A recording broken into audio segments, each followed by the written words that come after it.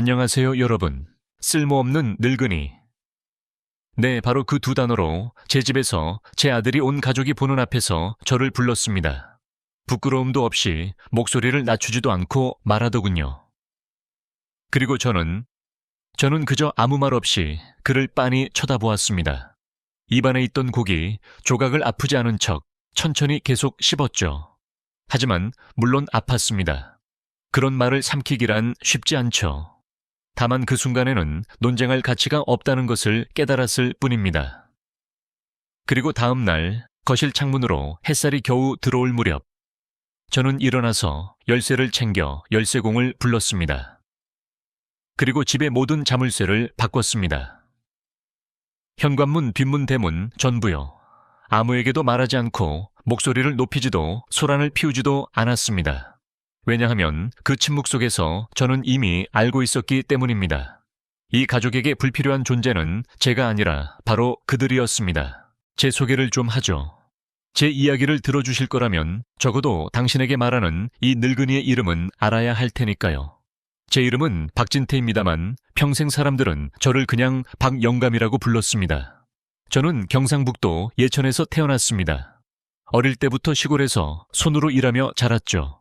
미장이도 했고 빵집에서도 일했고 닥치는 대로 다 했습니다.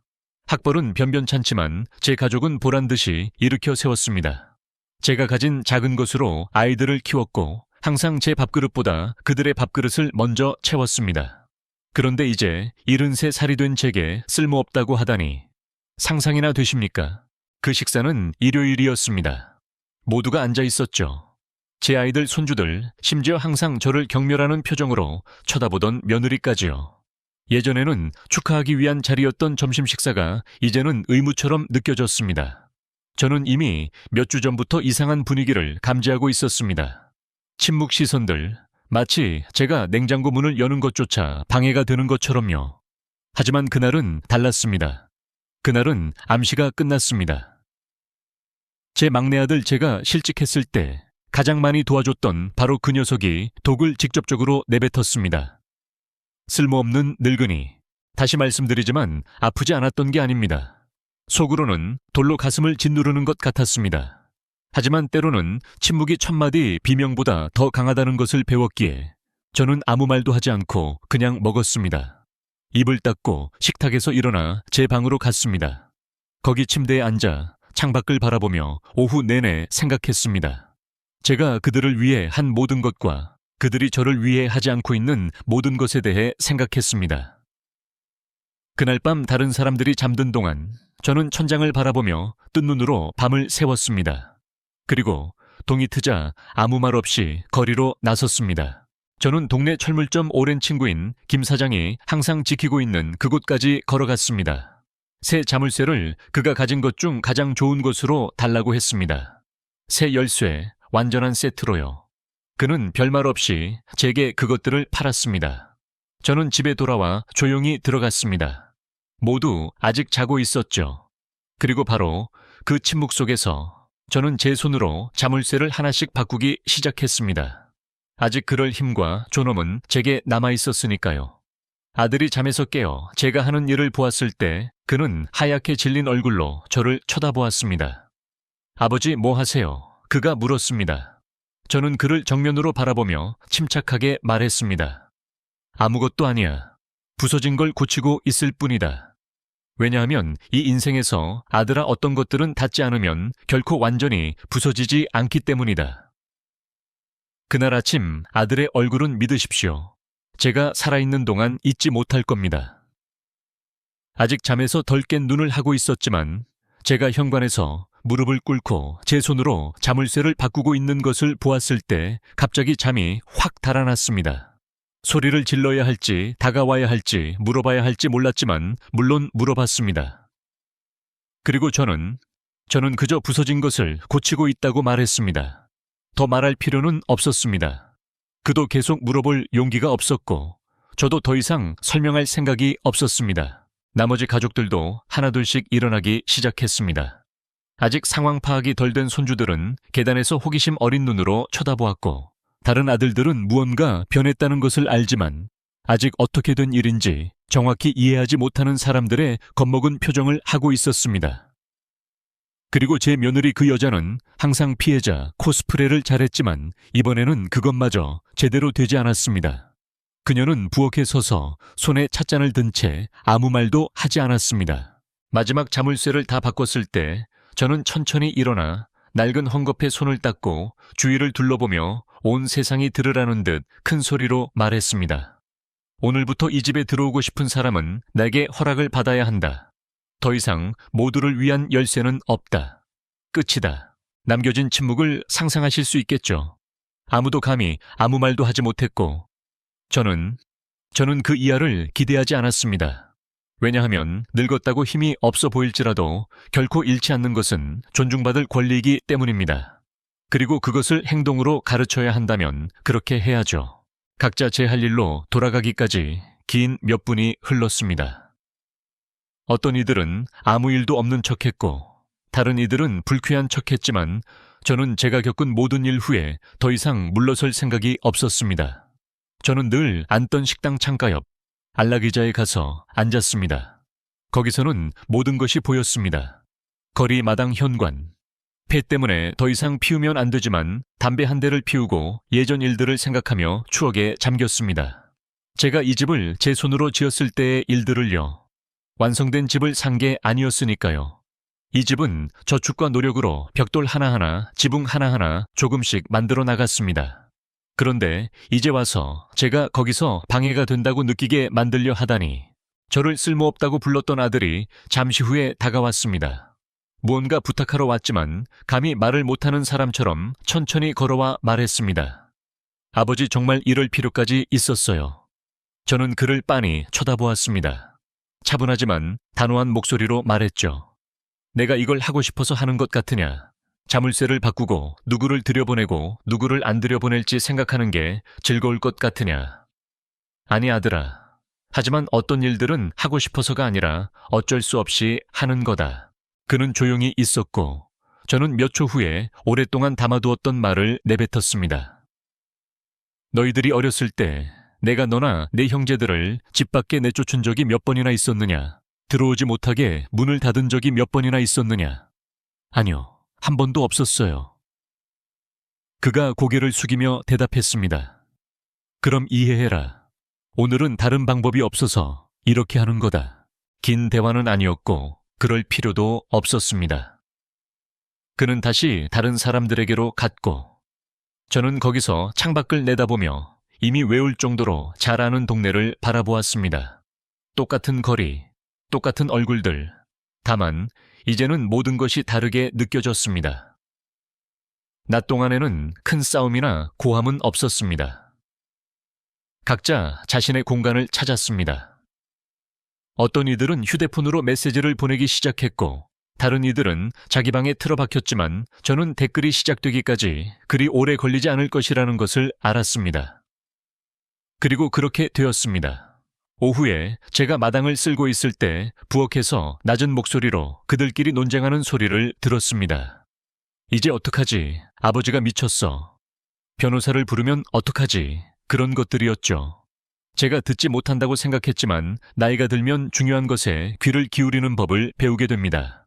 그날 밤 저녁 식사를 하는 동안 모든 것이 침묵이었습니다. 아무도 감히 저를 똑바로 쳐다보지 못했습니다. 그리고 저는 기분이 나쁜 대신 오랫동안 느끼지 못했던 무언가를 느꼈습니다. 평화. 오랫동안 속으로 사귄 후에 마침내 한계를 정했기 때문입니다. 마침내 제가 더 이상 쓸모없어지면 옆으로 치워버릴 수 있는 그런 존재가 아니라는 것을 분명히 했기 때문입니다.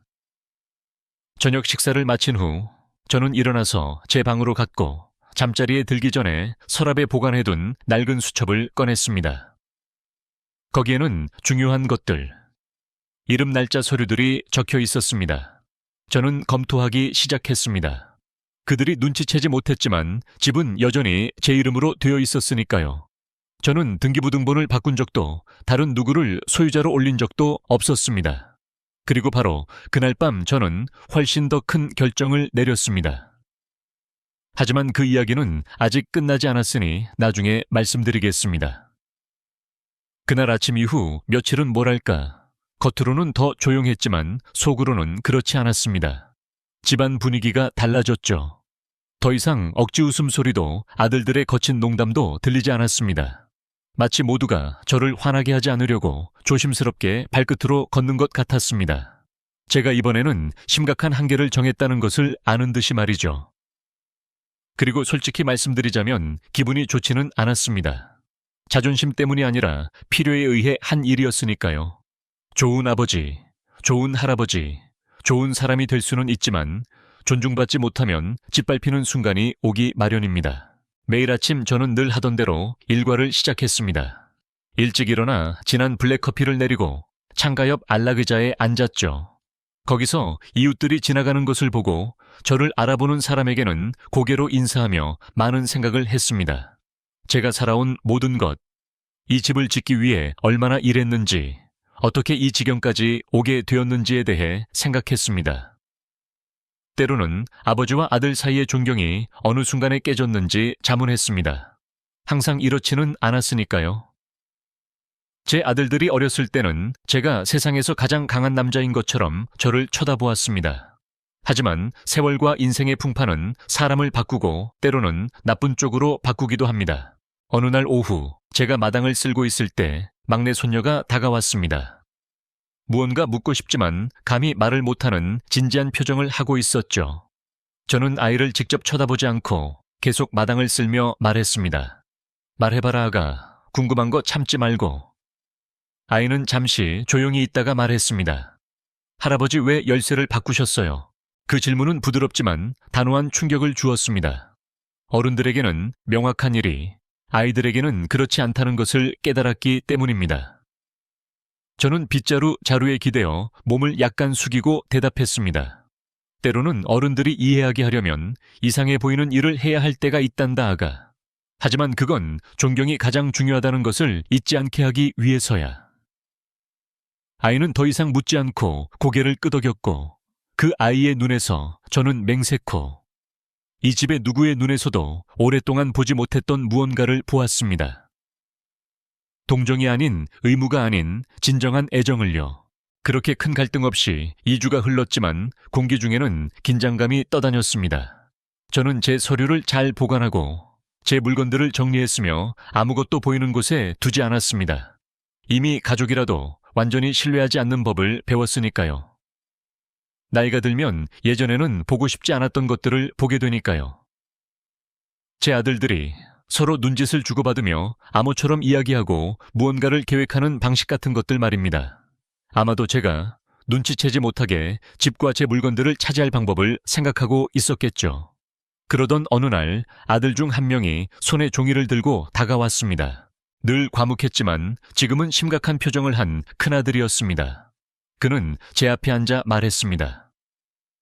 아버지 생각해봤는데요. 나중에 복잡해지지 않도록 미리 모든 것을 정리해두는 게 좋지 않을까요? 저는 그를 빤히 쳐다보았습니다. 그가 정확히 무엇을 언급하는지 알았죠. 그리고 침착함을 잃지 않고 대답했습니다. 전에는 신경도 안 쓰더니 왜 지금 와서 그게 걱정이냐. 그가 시선을 내렸습니다. 아버지 저희도 이제 젊지 않아요. 나중에 형제들 사이에 문제가 생기는 걸 원치 않아요. 저는 커피를 한 모금 마시고 다시 그를 쳐다보며 말했습니다. 그건 이미 정리됐다 아들아. 변호사와 함께. 모든 것이 서면으로 작성되고 서명되었으니 문제는 없을 거다. 모든 것이 내가 남긴 대로 될 테니까. 그는 손에 든 종이를 구겼지만 더 이상 아무 말도 하지 않았습니다. 일어나서 심각한 표정으로 가버렸죠. 그리고 거기 다시 혼자 앉아 저는 이것이 단지 존경의 문제가 아니라는 것을 깨달았습니다. 시간이 흘렀고 저는 제 것을 지키는데 집착하고 있었습니다. 다른 누구도 저를 위해 그렇게 해주지 않을 테니까요. 그날 밤 모두가 잠든 동안 저는 다시 일어났습니다. 부엌으로 가서 물 한 잔을 따르고 거기 서서 조용한 집을 한참 동안 바라보았습니다. 벽돌 하나하나, 가구 하나하나, 구석구석마다 제 것, 제 노력, 제 역사가 담겨 있었습니다. 겉으로는 평범한 집처럼 보였지만 제게는 벽과 지붕 이상의 의미였습니다. 저는 어떤 것도 누구도 제게서 그것을 빼앗아 가게 두지 않겠다고 스스로에게 약속했습니다. 그리고 언젠가 제가 떠나야 한다면 그것은 제가 쫓겨나서가 아니라 제가 결정했기 때문일 것입니다. 하지만 제가 몰랐던 것은 몇 주 전에 자물쇠를 바꾸고 일을 정리하기로 한 제 결정이 예상치 못한 결과를 가져올 것이라는 점이었습니다. 자식들은 소외감을 느낄 때 항상 침착하게 반응하지는 않으니까요. 그리고 그것을 저는 아주 곧 발견하게 될 것이었습니다. 아무도 제게 말할 필요가 없었습니다. 저는 이미 공기 중에서 무언가 꾸며지고 있다는 것을 느꼈습니다. 단지 침묵이나 제 아들들이 제 어깨 너머로 보내는 시선 때문만은 아니었습니다. 제가 거실에 들어갈 때 그들이 목소리를 낮추는 방식이나 갑자기 귀에 휴대폰을 붙이고 방에 틀어박히는 방식 때문이었죠. 자기 집에서 무언가 꾸며지고 있다는 것을 알기 위해 점쟁이가 될 필요는 없습니다. 그리고 솔직히 말씀드리자면 놀랍지 않았습니다. 자식들이 기대하는 대로 더 이상 쓸모가 없어지면 그들은 더 이상 아버지를 아버지로 보지 않고 장애물로 보기 시작하니까요. 그리고 저는 생각하기 고통스러웠지만 이미 그것을 받아들였습니다. 수요일 오후였습니다. 저는 늘 앉던 안락의자에 앉아 창문을 열고 거리를 바라보고 있었습니다. 햇빛은 이미 기울어 제가 항상 보기 좋아했던 긴 그림자를 들이우고 있었습니다. 하루가 끝나가지만 아직 완전히 끝나지는 않았다는 것을 상기시켜 주니까요. 갑자기 제 막내 아들이 다가왔습니다. 식탁에서 그 말을 내뱉었던 바로 그 녀석, 저를 낡은 가구처럼 쳐다보았던 바로 그 녀석이 바닥을 보며 손을 모으고 제 앞에 앉았습니다. 아버지, 어디서부터 시작해야 할지 모르는 사람들이 내는 그런 목소리로 말했습니다. 형들이랑 얘기해봤는데요. 저는 대답하지 않고 마치 그 문제가 저와 상관없는 것처럼 계속 창밖을 바라보았습니다. 이미 어디로 가는지 알았으니까요. 저희 생각에는 아버지가 더 잘 돌봄받을 수 있는 곳으로 가시는 게 좋을 것 같아요. 아시잖아요. 간호사도 있고 의사도 있는 노인들을 위한 곳이요. 바로 그때 저는 천천히 시선을 내려 서두르지 않고 분노 없이 균노 없이 그를 정면으로 마주했습니다. 요양원 말이냐? 제가 모르는 척 물었습니다. 아버지를 여기서 원하지 않아서가 아니에요. 아버지를 위해서예요. 그가 감히 얼굴을 들고 말했습니다. 저는 그를 한참 동안 쳐다보다가 심호흡을 하고 가장 차분한 목소리로 말했습니다. 그리고 갈 곳은 이미 정해놨고, 그는 제가 그렇게 받아들일 줄 몰랐는지 어깨를 으쓱했습니다. 네, 몇 군데 알아봤어요. 그 순간 저는 모든 것을 이해했습니다. 저를 없애고 싶어 하는 문제만이 아니었습니다. 서류돈 제 것을 차지하는 문제였습니다. 그리고 저는 생각했습니다. 내가 이 집에서 아무 일 없었다는 듯이 떠날 거라고 생각한다면 나를 모르는군. 하지만 저는 더 이상 아무 말도 하지 않았습니다. 저는 늘 하던 대로 차분하게 안락의자에서 일어나 부엌으로 갔습니다. 제가 가진 유일한 새 열쇠들을 보관해둔 서랍을 열었습니다. 잠시 그것들을 쳐다보고 손안의 무게를 느끼고 다시 서랍에 넣었습니다. 행동할 시간이 다가오고 있다는 것을 알았습니다. 그날 밤 저는 그들과 저녁을 먹지 않았습니다. 제 방 문을 닫고 거기서 조용히 생각에 잠겼습니다. 제 아들 하나하나를 낳았던 날부터 이 집에 첫 벽돌을 쌓았던 날까지 여러 가지 일들을 회상하며 말이죠. 제가 어느 순간 그들에게 불공평했는지, 그들에게 부족한 것이 있었는지 생각했습니다. 그리고 항상 같은 결론에 도달했습니다. 저는 제가 가진 것으로 최선을 다했습니다. 아침에 해가 겨우 뜨기 시작했을 때 저는 평소보다 더 일찍 일어났습니다. 제가 중요한 일을 할 때 입는 하늘색 셔츠를 입고 동네를 산책하러 나갔습니다. 철물점을 지나가다 오랜 친구 김 사장에게 인사하고 새 자물쇠를 하나 샀습니다. 크고 아무거나로 열리지 않는 그런 자물쇠였죠. 그들이 깨어나기 전에 집에 돌아왔습니다. 문을 잘 닫고 모든 것이 제자리에 있는지 확인한 후 다시 안락의자에 앉아 그들이 일어나기를 기다렸습니다.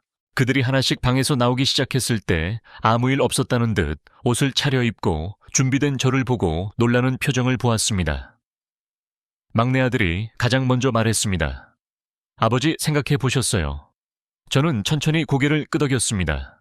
그래, 생각해봤다. 그리고 나는 어떤 요양원에도 가지 않기로 결정했다. 그는 짜증이 난 듯 입술을 꽉 다물었지만 그가 무언가 말하기 전에 제가 손을 들었고 그리고 다른 것도 결정했다. 고 덧붙였습니다. 저는 안락의자에서 일어나 주머니에서 자물쇠를 꺼내 모두가 볼 수 있도록 공중에 들어 보였습니다. 오늘부터 이 집은 이걸로 닫힐 것이다. 존중하지 않는 사람 아버지를 쓰레기처럼 내다버릴 수 없다는 것을 이해하지 못하는 사람은 나가서 다시는 들어오지 마라. 침묵이 흘렀습니다. 아무도 움직이지 않았죠. 저는 문으로 걸어가 대문에 자물쇠를 걸고 열쇠로 잠갔습니다. 이렇게 하는 거다, 아들들아. 주머니에 열쇠를 넣으며 말했습니다. 고함이나 욕설이 아니라 행동으로. 그리고 거기 모든 것이 침묵 속에 남았습니다. 아무도 무슨 말을 해야 할지 몰랐습니다. 아무도 감히 제게 이의를 제기하지 못했습니다. 왜냐하면 그 순간 그들은 쓸모없는 늙은이가 여전히 문을 닫고 다시는 열지 않을 단단한 손을 가지고 있다는 것을 이해했기 때문입니다. 그날 아침 대문에 자물쇠를 건 후 집안의 분위기는 완전히 바뀌었습니다. 이전의 어색한 침묵만이 아니었습니다. 이제는 칼로 벨 수 있을 듯한 긴장감이 더해졌습니다. 아무도 제게 정면으로 아무 말도 하지 못했지만 저는 시선을 느꼈습니다. 제가 등을 돌릴 때마다 들려오는 속삭임을 들었습니다. 제 아들들은 여전히 거기에 있었지만 마치 유리를 밟는 것처럼 조심스럽게 걸었습니다. 저를 화나게 하지 않으려 조심하면서요. 그리고 저는 늘 앉던 안락의자에 앉아 창밖을 내다보며 마침내 필요한 곳에 질서가 잡혔다고 느꼈습니다. 제게는 복수도 분노도 아니었습니다. 존중이었습니다. 그리고 그들이 이 집을 지은 사람을 기억하게 하려면 이 집이 여전히 제 것이라는 것을 모두에게 느끼게 해야 한다면 몇 번이고 그렇게 할 것이었습니다.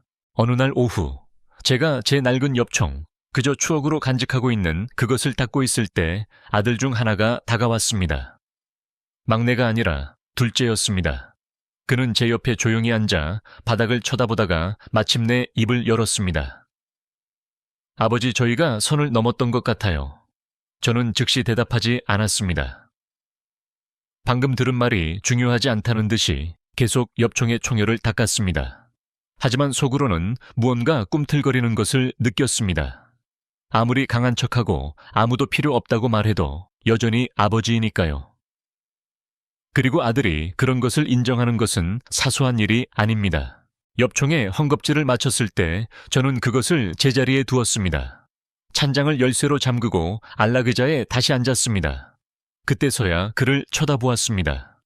왜 지금 와서 그런 말을 하느냐? 제가 물었습니다. 그는 어깨를 으쓱했습니다. 형제들끼리 얘기해봤는데 아버지가 저희를 위해 하신 모든 것을 저희가 제대로 평가하지 못했던 것 같아요. 그의 말은 진심이었습니다. 저는 그것을 느꼈지만 집안의 모든 사람이 똑같이 생각하지는 않는다는 것도 이해했습니다. 한 명이 이렇게 말하는 동안 다른 이들은 여전히 저를 장애물, 아직 어떻게 치워야 할지 모르는 무언가로 쳐다보고 있었으니까요. 저는 간단하게 말했습니다. 네가 이해해줘서 기쁘다. 하지만 그게 아무것도 바꾸지는 않아. 규칙은 이미 정해졌다. 그는 조용히 고개를 끄덕이고 일어나서 가버렸습니다. 그리고 저는 다시 혼자 옆에 커피를 두고 어떻게 이 지경까지 오게 되었는지 생각했습니다. 늙어서 자식들에게 한계를 정해야 한다는 것을 깨닫는 것은 쉽지 않지만 때로는 상황이 통제불능이 되지 않도록 하는 유일한 방법입니다. 그날 밤 저녁 식사 후 저는 다시 서류들을 차분하게 검토했습니다. 집 등기부등본 변호사 서류 모든 것이 정리된 봉투를 꺼냈습니다. 언젠가 그들이 이상한 생각을 가지고 온다면 제 것을 지킬 준비가 되어 있기를 바랐습니다. 그렇게 하는데 손이 떨리지는 않았습니다. 단지 잠자기 전에 자물쇠를 확인하는 사람처럼 예방 조치일 뿐이었습니다. 하지만 제가 예상하지 못했던 것은 다음 날 일어난 일이었습니다. 동이 틀 무렵 커피를 내리고 있을 때 현관에서 소음이 들렸습니다. 엿보러 갔더니 제 아들 중 하나, 바로 막내 아들이 연장으로 자물쇠를 억지로 열려고 하고 있었습니다. 그는 즉시 저를 보지 못했습니다. 저는 부엌 문에 서서 조용히 기다리며 쳐다보았습니다. 그리고 그가 제가 거기에 있다는 것을 깨달았을 때 그는 그 자리에서 멈췄습니다. 뭐 하는 거냐? 제가 낮지만 단호한 목소리로 물었습니다. 그는 긴장된 얼굴로 돌아섰고 처음에는 무슨 말을 해야 할지 몰랐습니다. 아무것도 아니에요, 아버지. 그냥 확인하고 있었어요. 저는 변명을 끝까지 듣지 않았습니다. 주머니에 손을 넣고 천천히 다가가 그의 눈에 제 눈을 고정한 채 정면으로 말했습니다. 설명할 필요 없다. 네가 뭘 하는지 안다. 그리고 딱 한 번만 말하겠다. 여기에 머물고 싶은 사람은 내 규칙을 존중해야 한다. 그렇지 않은 사람은 짐 싸서 나가라. 그렇게 간단하다. 그는 고개를 숙였지만 더 이상 아무 말도 하지 않았습니다. 연장을 주머니에 넣고 안으로 천천히 걸어 들어갔습니다. 그리고 저는 거기 대문 앞에 서서 가슴이 답답했지만 단호하게 서 있었습니다. 아프더라도 때로는 여전히 자기 집의 주인이라는 것을 증명해야 하니까요. 그날 오후 저는 더 강력한 결정을 내렸습니다. 다시 박 변호사에게 전화를 걸었습니다. 집에 와달라고 모든 것을 훨씬 더 명확하게 서면으로 남겨야 한다고 요청했습니다. 그리고 그가 도착했을 때 저는 설명했습니다. 제가 살아있는 동안 이 집은 제 것이고 양도할 수 없으며 건드릴 수 없다는 공증된 증서를 작성하고 싶습니다.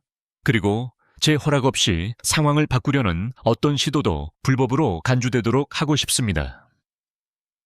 박 변호사는 모든 것을 기록했습니다. 제 아들들이 복도에서 조용히 지켜보는 동안 식당에서 바로 문서를 작성했습니다. 그들은 아무것도 할 수 없다는 것을 알았습니다. 우리는 증서에 서명했습니다. 저는 단호한 필체로요. 그리고 변호사가 떠났을 때 저는 머리를 높이 들고 다시 안락의자에 앉았습니다. 그것이 저를 안심시키는 데 필요한 마지막 조각이었으니까요. 하지만 물론 사람은 결코 완전히 안심할 수 없습니다. 그리고 며칠 후에 일어난 일은 비록 모든 법적 장치를 마련해 두었더라도 어떤 것들은 오직 한 가지 방식으로만 해결된다는 것을 제게 보여주었습니다. 인격 존재감, 그리고 단단히 박힌 말로 말입니다. 그리고 그 부분은 당신이 그렇게 쉽게 상상하지 못할 겁니다. 자물쇠와 변호사 사건 이후에 그들이 저지른 일에 대해 모두가 알게 된 후 집안은 긴장된 침묵 속에서 며칠을 보냈습니다. 모두가 먼저 파고들 용기를 낼 사람을 기다리는 것 같았죠. 저는 늘 하던 대로 일과를 계속했습니다. 일찍 일어나서 혼자 커피를 내리고 마당을 차분하게 쓸고 창가에 둔 식물들을 점검했습니다. 겉으로는 모든 것이 똑같아 보였지만 속으로는 무언가 움직이고 있다는 것을 알았습니다. 저는 순진하지 않습니다, 아들. 늙어서 머리카락이 빠지고 손에 힘이 빠질 수는 있지만 머리는 잘 관리하면 계속 작동합니다. 그리고 저는 그들의 움직임, 그들의 외출, 그들의 전화통화 예고 없이 찾아와 저를 마치 제 집에서 투명 인간 취급하는 방문객들을 알아차렸습니다. 어느 날 아침 제 낡은 라디오에 먼지를 닦으며 마당에 앉아 있을 때 둘째 아들이 부엌에서 전화하는 소리를 들었습니다. 다가가지는 않았지만 제가 있던 곳에서도 명확하게 들렸습니다. 서류에 대해 절차를 가능한 한 빨리 처리하는 것에 대해 더 복잡해지기 전에라고 말하고 있었습니다. 그리고 그때 저는 확신했습니다. 그들은 가만히 있지 않을 것이었습니다. 제가 변호사와 함께 서명했더라도 그들은 여전히 제 것을 차지하고 저를 제자리에서 몰아낼 방법을 찾고 있었습니다. 그날 오후 저는 그때까지 미루어왔던 일을 하기로 결심했습니다. 열쇠와 자물쇠를 주머니에 넣고 집을 나섰고 마을의 등기소로 직행했습니다. 제 모든 서류와 서명된 문서가 담긴 봉투를 손에 들고 있었죠. 도착해서는 등기소장과 이야기했습니다. 제가 집이 있는 땅을 샀을 때부터 저를 알던 나이든 분이었습니다. 저는 꾸밈없이 상황을 설명했습니다. 제 아들들이 제 것을 빼앗을 방법을 찾고 있습니다. 그리고 저는 모든 것을 더 단단히 묶어두고 싶습니다. 제가 숨쉬는 마지막 날까지 이 집이 제게 속해 있다는 서면 기록을 남기고 제 허락 없이 서류를 하나라도 움직이려 하면 큰 법적 문제에 부딪히게 하고 싶습니다. 등기소장은 즉시 이해했습니다. 그는 저에게 추가 문서, 일종의 선서 진술서에 서명하게 했고 사본을 그의 사무실에 보관했습니다. 제가 끝마쳤을 때 저는 조금 더 평온한 마음으로 그곳을 나섰습니다. 더 이상 가족 간의 말다툼 문제가 아니었으니까요. 이제는 아무도 왜곡할 수 없는 방식으로 법이 제 편이었습니다. 집에 돌아왔을 때 저는 모두가 거실에 모여 있는 것을 발견했습니다. 우연인지 아니면 이미 무언가를 기다리고 있었는지는 모르겠습니다. 저는 제 방에 서류를 두고 늘 앉던 안락의자에 앉았습니다. 그때 막내가 일어나 긴장과 분노가 뒤섞인 표정으로 저를 쳐다보며 큰 소리로 말했습니다. 아버지 얘기 좀 해야겠어요. 저는 말하라는 제스처를 취했습니다. 그리고 거기 모두 앞에서 그는 제가 이미 상상했던 것을 내뱉었습니다. 그들이 자체적으로 변호사와 이야기했고 명예 이전을 원하며 제가 더 이상 혼자서 일을 처리할 상태가 아니라고 말했습니다. 그리고 그가 말하는 동안 저는 다른 아들들 중 일부가 고개를 끄덕이는 것을 알아차렸습니다. 마치 모두가 같은 계획에 동참한 것처럼요. 저는 그가 끝마치기를 기다렸고 마침내 침묵이 흘렀을 때 저는 안락의자의 팔걸이에 양손을 짚고 천천히 일어섰습니다. 저는 서두르지 않고 그들 모두를 하나씩 쳐다보며 단호하고 명료하며 소리치지 않는 목소리로 말했습니다. 너희들은 내가 머리가 희고 걸음이 느려졌다고 해서 더 이상 이해하지 못한다고 생각하는구나. 그렇지, 너희들이 나를 대신해 결정할 수 있고 너희들이 짓지 않은 것의 주인이 될 수 있다고 생각하지만 착각하고 있다. 나는 늙었을지는 몰라도 바보는 아니다. 나는 이미 모든 것을 정리해 두었다. 그리고 너희들이 시간을 낭비하지 않도록 지금 알려주마. 너희 중 누구라도 서류 하나를 움직이려 하거나 내 허락 없이 무언가를 바꾸려 하면 법과 그리고 나와 마주하게 될 것이다. 냉장고 윙윙거리는 소리가 들릴 정도로 큰 침묵이 흘렀습니다. 아무도 감히 아무 말도 하지 못했습니다. 심지어 모든 것을 시작했던 막내조차도요. 그리고 저는 다시 앉는 대신 문으로 걸어가 주머니에서 자물쇠를 꺼내 다시 대문에 단호하게 걸어 잠갔습니다. 그러고 나서 열쇠를 손에 들고 돌아서서 덧붙였습니다. 오늘부터 누구든 들어오거나 나가려면 내 조건 해서만 가능하다. 그리고 동의하지 않는 사람은 떠나라. 나는 늙었지만 이 문을 직접 닫을 힘은 아직 있다. 그리고 그렇게 했습니다. 저는 자물쇠를 건 채로 안에서 집을 닫았습니다. 다시 안락의자에 앉아 라디오를 켜고 다른 사람들이 침묵 속에서 흩어지는 동안 오래된 음악을 들었습니다. 왜냐하면 거기 그 순간 그들은 할아버지 쓸모없는 늙은이가 여전히 자기 집의 주인이며 제가 살아있는 한 아무도 제게서 제 것을 빼앗아 가지 못할 것이라는 것을 이해했기 때문입니다. 하지만 그럼에도 불구하고 무언가가 제게 이 이야기가 아직 끝나지 않았다고 말했습니다. 사람들의 마음에 자존심이 끼어들면 항상 한 수가 더 남아있기 마련이니까요. 그리고 저는 다음에 올 것에 대비하고 있었습니다. 그 문에 자물쇠를 걸고 열쇠를 제 주머니에 잘 넣어둔 그날. 오후 이후 저는 아주 어쩌면 상황이 진정될 것이라고 생각했습니다. 제 아들들이 마침내 저와는 더 이상 장난칠 수 없다는 것을, 제가 그들의 변덕에 따라 조종할 수 있는 늙은이가 아니라는 것을 이해할 것이라고 생각했습니다. 하지만 저는 틀렸습니다. 돈이 관련될 때, 야망이 사람들의 마음에 자리 잡을 때 존경은 더 이상 같은 무게를 갖지 못하기 때문입니다.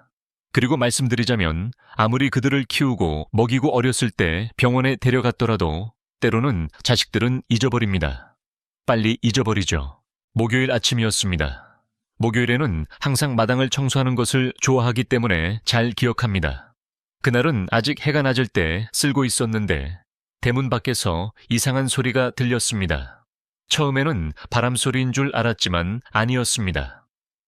저는 천천히 다가가 한 남자가 가족이 아닌 사람이 연장으로 자물쇠를 억지로 열려고 하는 것을 보았습니다. 낯선 젊은 모자와 선글라스를 쓴 남자였습니다. 그는 저를 보지 못했습니다. 저는 현관에서 그를 지켜보며 서 있었고 그가 고개를 들었을 때 빗자루를 손에 든 저를 보고 얼어붙었습니다. 누구시오? 저는 목소리를 높이지 않고 물었습니다. 남자는 대답하지 않았습니다.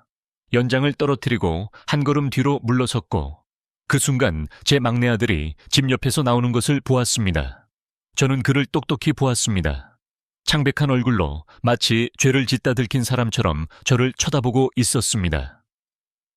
여기서 무슨 일이 일어나고 있는 거냐? 저는 이번에는 제 아들을 똑바로 쳐다보며 다시 물었습니다. 그는 주저했고 뒷머리를 긁적이며 마침내 긴장된 목소리로 중얼거렸습니다. 친구예요. 그냥 자물쇠 바꾸는 거 도와주러 왔어요. 거기서 저는 모든 것을 이해했습니다.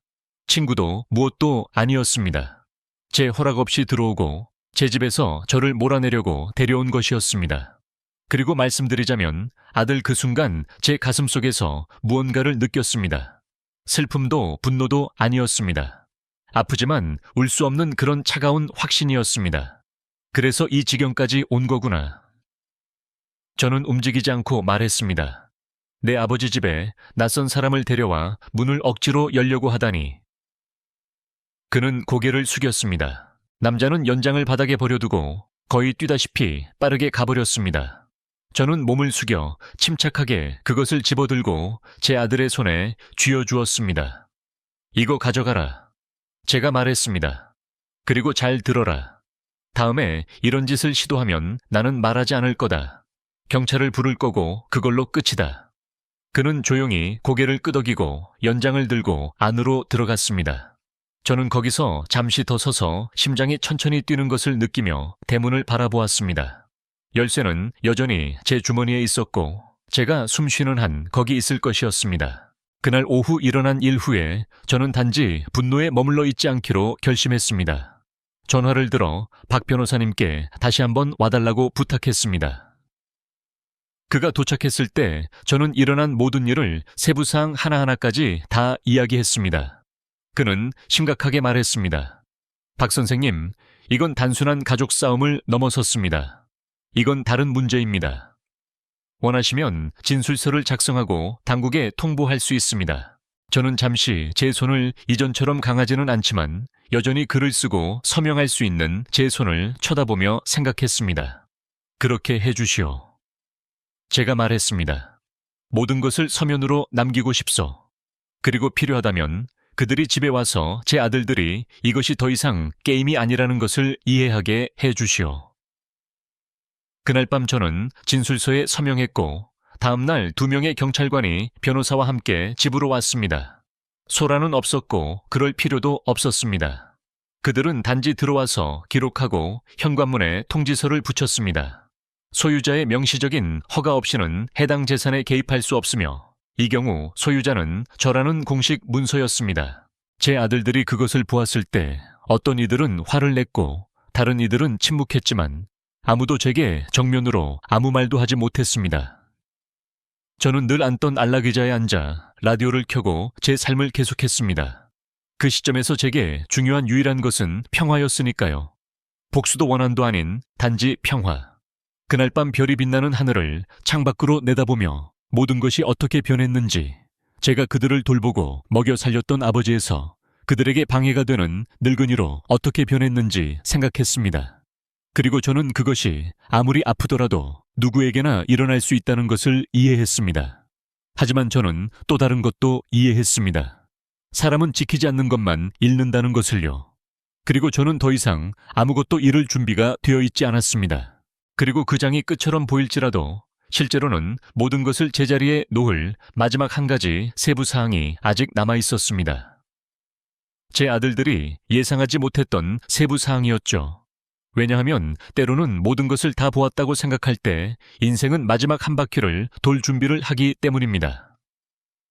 그 경찰관들이 방문한 후 며칠은 집안에 거의 절대적인 침묵이 흘렀습니다. 웃음소리도 싸움소리도 심지어 켜진 텔레비전 소리도 들리지 않았습니다. 각자 제 갈 길을 가는 것 같았고 집이 더 이상 예전 같지 않다는 듯 천천히 걸었습니다. 그리고 어느 정도는 사실이었습니다. 더 이상 모두가 원하는 대로 하는 곳이 아니었죠. 이제 규칙을 정하는 사람은 저였습니다. 그리고 한 가지 말씀드리자면 늙어서 강제로 존경을 강요해야 하는 것은 쉽지 않지만 때로는 다른 방법이 없습니다.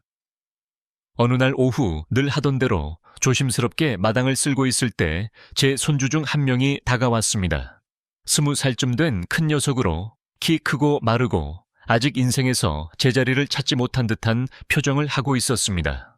그는 잠시 제 옆에 서서 아무 말 없이 있다가 한참 후에 중얼거렸습니다.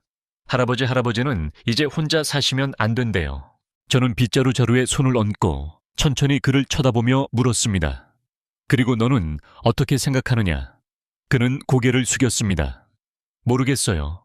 그냥 들은 대로 말하는 거예요. 저는 그를 잠시 더 쳐다보다가 차분하게 대답했습니다. 사람들에게 둘러싸여 있어도 혼자일 수 있단다, 얘야. 중요한 것은 집에 얼마나 많은 사람이 있느냐가 아니라 누가 너를 진정으로 존중하느냐다. 그는 처음으로 무언가를 이해한 듯 고개를 끄덕이고 저를 다시 생각에 잠긴 채 혼자 두었습니다. 하지만 그날 밤 제가 예상치 못한 일이 일어났습니다. 저는 이미 침대에 누워 라디오를 낮게 켜놓고 있었는데 현관문에서 큰 소리가 들렸습니다. 저는 서두르지 않고 천천히 일어나 만약을 위해 지팡이를 잡고 복도로 나갔습니다. 밖에서 움직이는 그림자 낮은 목소리로 이야기하는 사람들이 보였고 그때 저는 이해했습니다. 그들이 다시 들어오려고 하고 있었습니다. 이번에는 몰래가 아니라 정면으로요. 저는 불을 켜지 않고 그저 침묵 속에서 기다렸습니다. 잠시 후 문이 둔탁한 소리와 함께 열렸습니다. 누군가 자물쇠를 부쉈습니다. 제 아들 2명, 막내와 둘째가 마치 돌이킬 수 없는 일을 하러 온 사람들처럼 긴장된 얼굴로 들어왔습니다. 무슨 짓이냐? 제가 어둠 속에서 물었습니다. 그들은 제가 두려움 없이 거기에 서 있는 것을 보고 놀라 멈칫했습니다. 막내가 먼저 말했습니다. 아버지, 더는 이렇게 못 살아요. 우리를 가둬둘 순 없다고요. 이 집은 우리 모두의 집이에요. 거기서 저는 오랫동안 느끼지 못했던 무언가를 느꼈습니다. 분노도 고통도 아닌 차갑고 단호하며 이미 정확히 무엇을 해야 할지 아는 사람의 평온함을요. 모두의 집이라고 제가 그들을 향해 한 걸음 다가가며 말했습니다. 모두의 집 아니면 내 집. 그들은 서로를 쳐다보며 무슨 대답을 해야 할지 몰랐습니다. 그때 저는 말했습니다. 내일이면 놀랄 일이 생길 거다. 장담하건대 너희 마음에 들지 않을 게다. 그리고 저는 등을 돌려 제 방으로 돌아가 문을 열쇠로 잠그고 아무 일 없었다는 듯이 다시 침대에 누웠습니다. 마지막 결정적인 수를 둘 시간이 왔고 이번에는 되돌릴 수는 없을 것이었기 때문입니다. 다음 날 아침 저는 해가 뜨기 전에 일어났습니다. 시간이 이르다는 것을 알기 위해 시계가 필요 없었습니다. 창문으로 들어오는 차가운 공기가 이미 말해주고 있었죠. 저는 침대 가장자리에 앉아 차분하게 바닥에 발을 디뎠고 일어나기 전에 서랍을 열어 열쇠와 변호사 서류가 든 봉투를 꺼냈습니다. 때가 왔습니다. 전날 밤 제 아들들이 자물쇠를 부수고 들어왔을 때 저는 이것이 더 이상 존경의 문제가 아니라 존엄의 문제라는 것을 깨달았습니다. 그리고 이 인생에서 제가 결코 잃지 않을 것이 있다면 비록 완전히 혼자가 되더라도 그것은 바로 제 존엄이었습니다. 봉투를 팔에 끼고 열쇠를 주머니에 넣은 채 저는 늘 중요한 일을 할 때 입는 하늘색 셔츠를 입었습니다. 부엌으로 내려가 매일 아침처럼 커피를 내리고 하늘이 서서히 밝아오는 것을 창밖으로 내다보며 서두르지 않고 마셨습니다. 그러고 나서 지팡이와 모자를 챙겨 제 뒤로 문을 열쇠로 잠그고 집을 나섰습니다. 이번에는 철물점이나 등기소로 가지 않았습니다. 변호사 사무실로 직행했죠. 그곳에서 박 변호사님이 저를 기다리고 있었고 우리는 전날 이미 준비해둔 서류에 서명했습니다. 집의 공식적인 매매 계약서였습니다. 제 아들들이나 가족 중 누구에게도 아닌 외부 구매자 박 변호사님의 믿을 만한 지인에게 파는 것이었죠. 그는 그곳에 살 생각이 없었고 단지 땅과 투자에만 관심이 있었습니다. 모든 것이 서명되고 봉인되었을 때 저는 평온한 마음으로 그곳을 나섰습니다. 더 이상 제 집이 아니었지만 그들의 집도 아니었습니다. 그리고 차갑게 들릴지 모르지만 아프지 않았습니다. 왜냐하면 그 집은 더 이상 제가 제 손으로 지었던 가정이 아니었기 때문입니다. 이제는 존경이 남아있지 않은 벽들뿐이었습니다. 정고 무렵에 돌아왔습니다. 저는 마지막으로 열쇠를 사용하여 문을 열었습니다. 제 아들들은 거실에 앉아 저를 기다리고 있었습니다. 저는 서두르지 않고 그들 모두를 하나씩 쳐다보며 말했습니다. 이것이 내가 이 문으로 들어오는 마지막이 될 것이다. 집은 더 이상 내 것이 아니다. 팔았다. 저는 그들의 얼굴색이 변하는 것을 보았습니다. 어떤 이들은 갑자기 일어섰고 다른 이들은 이해하지 못한 채 가만히 있었습니다. 파셨다고요? 막내가 거의 소리치듯 물었습니다. 들은 그대로다. 지팡이에 기대어 대답했습니다. 집은 더 이상 우리 것이 아니다. 몇 주 안에 다른 살 곳을 찾아야 할 것이다. 그 후에 남은 침묵은 말로 설명할 수는 없습니다. 마치 시간이 멈춘 것 같았죠. 그리고 저는 그저 식탁으로 다가가 그 위에 열쇠와 빈 봉투를 함께 내려놓고 덧붙였습니다. 나는 너희들에게 내 평생을 바쳤다. 너희를 키우고 돌보고 지켜주었다. 그런데도 너희는 나를 쓸모없는 늙은이라고 불렀다. 나를 아무 가치 없는 것처럼 대했다. 그러니 이제는 내가 결정할 차례다. 그리고 나는 새로 시작하기로 결정했다. 저는 모자를 들어 차분하게 쓰고 돌아섰습니다. 문까지 걸어가 열고 나가기 전에 잠시 멈춰서 마지막 말을 했습니다. 존중받지 못하는 집에 사느니 차라리 나무 밑에서 자겠다. 그리고 그것으로 저는 떠났습니다. 뒤돌아보지 않고 거리를 천천히 걸었습니다. 저는 그것이 한 이야기의 끝이자 다른 이야기의 시작이라는 것을 알았습니다. 비록 한 손에는 지팡이를 그리고 조금은 지친 마음을 가졌더라도 자신의 길을 다시 쓰는 데는 결코 늦지 않았기 때문입니다. 만약 여기까지 제 이야기를 들어주셨다면 제 동행이 되어주신 것에 대해 진심으로 감사드립니다. 또한 제 이야기를 전할 기회를 주신 느긋한 오후 채널에도 감사의 말씀을 전하고 싶습니다. 이 채널을 돕기 위해 구독하고 이 영상을 공유해 주세요. 매일 새로운 이야기가 올라오고 그중 하나가 당신의 이야기와 비슷할지도 모르니까요. 그날 문을 등지고 걸어 나오면서 저는 제가 어디로 가는지 정확히 몰랐습니다. 그저 앞으로 나아갔습니다. 한 걸음 또 한 걸음 제가 수십 년 동안 걸어온 익숙한 거리를 따라갔죠. 하지만 이번에는 달랐습니다. 더 이상 돌아갈 집이 없었고 기다리는 가족도 없었습니다. 처음에는 가슴속에 텅 빈 느낌이 들었지만 몇 걸음 더 걷자 무언가 다른 것이 그 자리를 채우기 시작했습니다. 평화였습니다. 수년간 짊어져 왔던 무거운 짐을 내려놓은 사람의 조용한 평화였죠. 저는 며칠 동안 동네의 작은 여관에서 지냈습니다. 거기서 생각할 시간이 많았죠. 제 아이들에 대해 생각했습니다. 분노나 원망은 없었습니다. 그저 깊은 슬픔만이 있었습니다. 그들이 어떻게 길을 잃었는지, 어떻게 물질적인 것들이 아버지에 대한 존경심보다 더 중요해졌는지에 대해 생각했습니다. 아마도 그건 제 잘못이었을지도 모릅니다. 너무 많은 것을 주었고 너무 적은 것을 요구했기 때문일까요? 이제 와서 답을 찾기란 어렵습니다. 하지만 한 가지는 확실했습니다. 제가 내린 결정은 후회하지 않았습니다. 며칠 후 저는 근처 작은 마을에 월세방을 하나 구했습니다. 방 하나짜리 작은 공간이었죠. 제가 지었던 집의 웅장함과는 거리가 멀었습니다.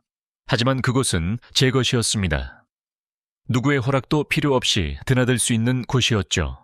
집을 판 돈으로 저는 남은 생을 조용히 살아갈 수 있었습니다.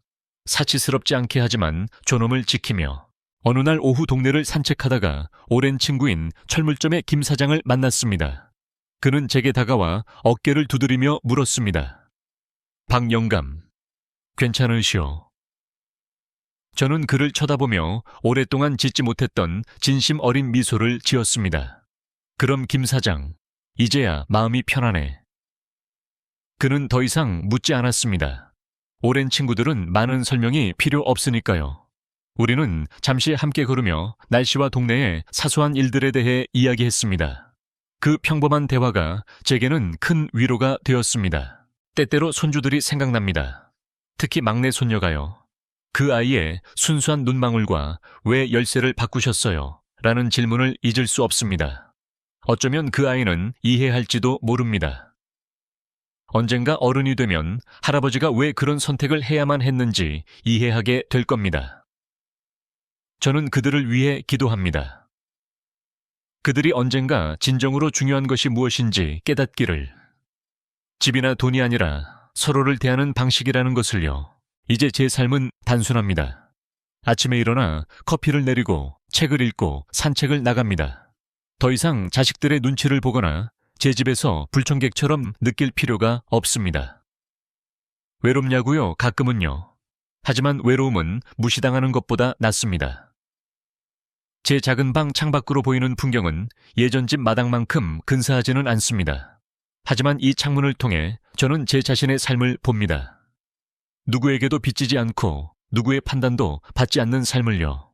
제가 이 이야기를 통해 당신에게 남기고 싶은 교훈이 있다면 이것입니다. 존경은 당연한 것이 아닙니다. 그것은 매일 가꾸고 지켜야 하는 것입니다. 그리고 때로는 가장 사랑하는 사람들에게서조차 그것을 지키기 위해 싸워야 합니다. 늙는다는 것은 쓸모없어지는 것이 아닙니다. 그것은 지혜를 얻고 무엇이 정말로 중요한지, 그리고 무엇을 놓아주어야 하는지를 배우는 과정입니다. 제 집은 벽돌과 시멘트로 만들어졌지만 진정한 가정은 존경과 사랑으로 지어집니다. 그것이 무너졌을 때 때로는 모든 것을 허물고 처음부터 다시 시작하는 것이 최선입니다. 비록 혼자일지라도요. 저는 제 길을 다시 썼습니다. 한 손에는 지팡이를 그리고 조금은 지친 마음을 가졌지만 후회는 없습니다. 저는 제 인생의 황혼역에서야 비로소 깨달았습니다.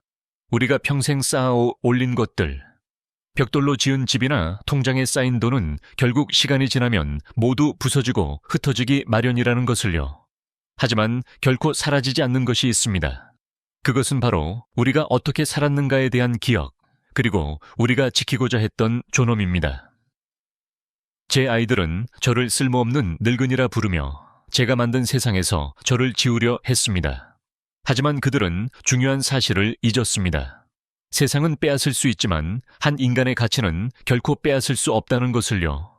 저는 모든 것을 버리고 떠나는 길을 선택했습니다.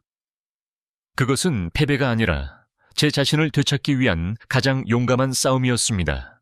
이제 저는 소박한 방 한 칸에서 조용히 아침을 맞지만 제 마음은 수백 평 저택에 살 때보다 훨씬 더 넓고 평화롭습니다. 당신의 삶에도 누군가 당신의 가치를 함부로 재단하려 한다면 기억하십시오. 당신의 존엄을 지키기 위해 문을 닫는 것을 두려워하지 마십시오. 때로는 그것이 가장 넓은 세상으로 나아가는 첫걸음이 될 수 있습니다. 안녕하세요. 다음 영상에서 뵙겠습니다.